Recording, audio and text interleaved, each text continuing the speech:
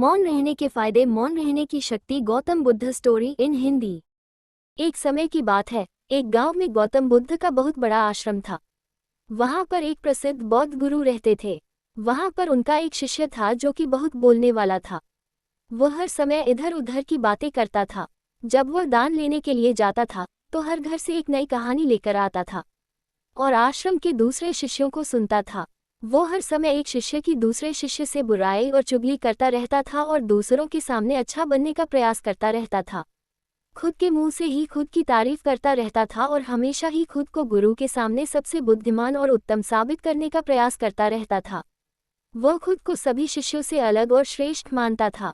उसका कहना था कि मैं एक अमीर घर का बालक हूँ। अगर मैं चाहता तो एक आरामदायक और सुविधाओं से भरा जीवन जी सकता था, लेकिन मैं वह सब छोड़कर यहाँ आया क्योंकि मुझे सत्य की खोज करनी है, खुद को जानना है, जीवन को जानना है, इसीलिए मेरा त्याग तुम सबसे बड़ा है। एक दिन गुरु ने आश्रम के सभी शिष्यों को बुलाकर कहा, आप सभी को अगले 1 महीने के लिए कोई संकल्प लेना है। इससे आपकी संकल्प शक्ति मजबूत होगी और आप में आत्मशक्ति का संचार होगा। आप सभी अपने समर्थ के अनुसार कोई भी संकल्प ले सकते हैं और यदि 1 महीने से पूर्व किसी का भी संकल्प टूट जाएगा तो वह अपनी दिनचर्या में वापस आ जाएगा। सभी शिष्यों ने अपनी शक्ति के अनुसार छोटे बड़े संकल्प लिए और गुरु को अपने अपने संकल्प के बारे में बोलकर वहां से चले गए। लेकिन वह शिष्य जो खुद को सबसे अलग और बड़ा दिखाना चाहता था, वह सीधे गुरु की कुटिया में पहुंच गया और बोला, मैं कोई छोटा मोटा संकल्प नहीं लेना चाहता, बल्कि खुद की ही जैसे एक बड़ा और महान संकल्प लेना चाहता हूँ। कृपया आप ही बताएं मुझे क्या संकल्प लेना चाहिए। उसकी यह बात सुनकर गुरु मुस्कुराए और बोले, क्या तुम मेरे द्वारा दिए गए संकल्प को पूरा कर पाओगे? क्या तुम्हारे लिए उसे पूरा करना संभव होगा? शायद नहीं, वो तुम्हारे लिए संभव नहीं है, तुम उसे पूरा नहीं कर पाओगे, इसीलिए तुम खुद ही कोई संकल्प ढूंढो। शिष्य ने कहा, नहीं गुरुदेव, आप जो भी संकल्प मुझे देंगे मैं उसे पूरा करूंगा। गुरु ने कहा, ठीक है, तो तुम अगले 1 महीने तक चुप रहो, मुंह से एक शब्द भी नहीं निकलो, यही तुम्हारा संकल्प है। शिष्य ने कहा, गुरुदेव, ये भी कोई संकल्प है? ये तो बहुत ही आसान है, 1 महीने तक चुप ही रहना है। आप कोई बड़ा संकल्प दीजिए जो मेरी योग्यता के लायक हो, जिसे पूरा करने में मुझे समस्या हो। गुरु ने कहा, पहले तुम यही संकल्प को तो पूरा करके दिखाओ। शिष्य ने गुरु की बात मान ली और वह इस समय चुप हो गया और पलटकर कुटिया से बाहर चला गया। पहले उसे चुप रहना बहुत आसान लग रहा था। उसने एक दिन तो जैसे तैसे चुप रहकर काट लिया, लेकिन दूसरे दिन से उसके मन में ना बोलने का बोझ बढ़ने लगा।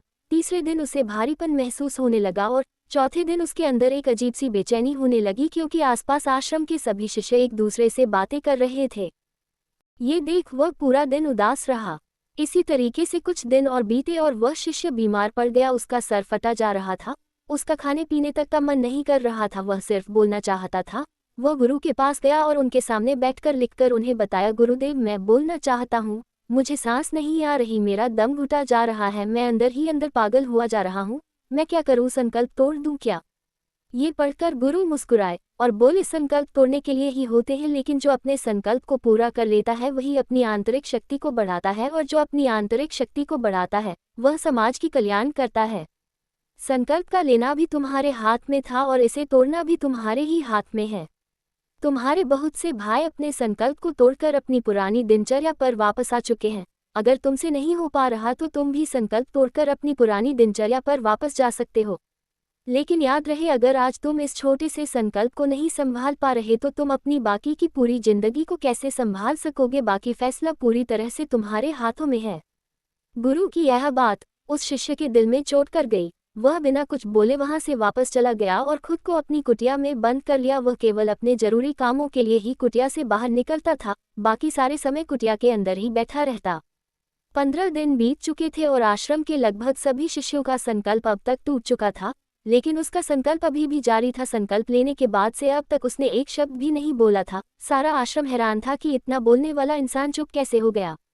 15 दिन बीतने के बाद वह दोबारा अपने गुरु के पास गया और लिखकर बताया है, गुरुदेव, मैं बाहर से तो चुप हूँ, लेकिन मेरे भीतर बहुत सी आवाज है, बहुत सी चीज, पुकार और शिकायतें हैं। मैं अंदर ही अंदर बात करता रहता हूँ, मेरा मन तरह तरह के प्रश्न पूछता रहता है। मैं बाहर से जितना मौन हूँ, भीतर से उतने ही शोर शराबा से भरा हुआ हूँ। क्या इस तरह से मेरा संकल्प अभी भी जारी है? गुरु ने कहा, तुम्हारा संकल्प अभी भी जारी है, लेकिन जब तक लोगों की यह आवाज तुम्हारे कानों में गूंजते रहेंगे तुम्हारा मन बोलता रहेगा, क्योंकि इसे तो आदत है बोलने की। तुम भले ही बाहर से चुप रहो लेकिन तुम अंदर ही अंदर बोलते रहोगे, तुम्हें इन बातों से, इन आवाज़ों से दूर जाना पड़ेगा। शिष्य गुरु को प्रणाम कर वहां से चला जाता है और सुबह होते ही अपनी कुटिया छोड़कर जंगल की तरफ चला जाता है। कई दिन बीत जाते हैं, संकल्प का समय भी पूरा हो जाता है, लेकिन शिष्य लौटकर नहीं आया। आश्रम में सभी को डर था कि कहीं उसको जंगली जानवर ने खा न लिया। उसे ढूंढने की बहुत कोशिश की गई लेकिन वो कहीं नहीं मिला। सभी गुरु भाइयों ने मान लिया था कि जंगली जानवरों ने उसे अपना शिकार बना लिया है, लेकिन गुरु को ऐसा नहीं लगता था। एक दिन आश्रम का एक अन्य शिष्य गुरु के पास आया और बोला, गुरुदेव, हमारे उस अधिक बोलने वाले भाई के साथ क्या हुआ होगा? क्या जानवर ने उसे मार दिया होगा? गुरु ने कहा, हो सकता है कि जानवरों ने उसे अपना शिकार बना लिया हो, लेकिन उसके न लौटने की एक दूसरी वजह भी हो सकती है। शायद उसे वह मिल गया है जिसके लिए वह गया था। फिर शिष्य ने पूछा, गुरुदेव, क्या ज्यादा बोलना इतना हानिकारक होता है? गुरु ने कहा, इंसान के जीवन के बहुत सारे दुखों में से एक दुख ये भी है कि वह कभी चुप नहीं रह सकता, हमेशा कुछ न कुछ बोलता ही रहता है। सिर्फ हमारे बोलने के कारण हमारे आधे से ज्यादा दुख पैदा होते हैं। परिवार के अधिकतर झगड़ों की वजह हमारा बेमतलब बोलना ही होता है। हम में से कोई भी चुप नहीं रहना चाहता, हम बस सामने वाले को सुना देना चाहते हैं। जो भी हमारे मन में है सब निकाल कर उसके मन में बैठा देना चाहते हैं। उसे समझा देना चाहते हैं कि देख, तू गलत है और मैं सही। और इस तरीके से सब एक दूसरे की सारी गलत बातों को ग्रहण कर रहे हैं। इस तरीके से सुनने और सुनाने का ये काम जिंदगी भर चलता रहता है। लेकिन इस नासमझी में हम अपना समय, अपना जीवन, अपनी समझ और सबसे महत्वपूर्ण वक्त को हम खो देते हैं। लेकिन इसके बदले हमें मिलता क्या है?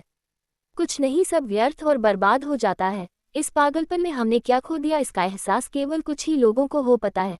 बाकी लोग जैसे उन्हें अपने आने का पता नहीं, वैसे ही उन्हें अपने जाने का भी पता नहीं चल पाता। शिष्य ने कहा, तो फिर इसका समाधान क्या है? गुरु ने कहा, पूरी जागरूकता के साथ अपने विचारों को देखना ही एकमात्र तरीका है। सारी मानसिक समस्याओं का वर्तमान में रहकर चिंतन करना, पूरी जागरूकता के साथ अपना काम करना जिंदगी में चमत्कारिक बदलाव ला देता है। उसके बाद वह शिष्य गुरु से अपने प्रश्नों का उत्तर प्राप्त कर उनको प्रणाम करके वहां से चला गया। उस शिष्य को आश्रम छोड़कर गए हुए 3 महीने हो चुका था, लेकिन उसकी कोई खबर न थी। तब तो सभी गुरु भाइयों ने भी उसके वापस लौटने की उम्मीद छोड़ दी थी। लेकिन एक दिन वह आश्रम लौट आता है। उसे देखकर सभी के आश्चर्य और खुशी का ठिकाना न रहा। लेकिन अब वह वैसा नहीं था जैसा गया था। वह बिल्कुल बदल चुका था। वह कुछ और ही बनकर वापस आया था। उसके अंदर एक गजब का बदलाव महसूस किया जाता था। उसके चेहरे पर एक गजब का ठहराव और आंखों में बनी शांति थी। आश्रम में आते ही सभी गुरु भाइयों ने उसे चारों तरफ से घेर लिया और बातें करने लग गए। वह भी अपने गुरु भाइयों से बातें करने लगा। उससे बात करने वाले सभी ने यह अनुभव किया कि अब वह पहले जैसा उतावला और बातूनी नहीं रह गया था। उसके मुंह से एक एक शब्द बहुत ही सरल और मधुरता के साथ निकल रहे थे। थोड़ी देर तक गुरु भाइयों से बात करने के बाद वह सीधा गुरु की तरफ चला गया। उसने गुरु के चरण छुए और कहा, गुरुदेव, क्या मैं अभियान में हूँ? क्या अभी मेरा संकल्प जारी है?